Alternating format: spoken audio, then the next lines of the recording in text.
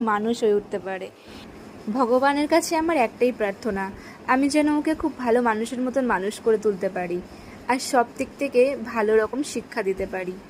তোমরা দেখো ও কেমনভাবে পুজোটা করছে।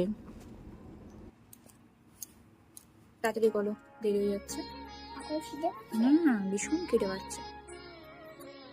গুড, ভালো ভয় করতে, ভালো ছেলের মতো।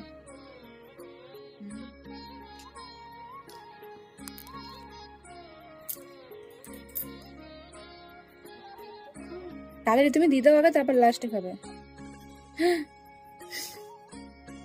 তুমি খেলে কেন? খেলে কেন? কি তুমি তুমি গোপাল ঠাকুর, তাই তুমি খেয়ে নিলে এইটা।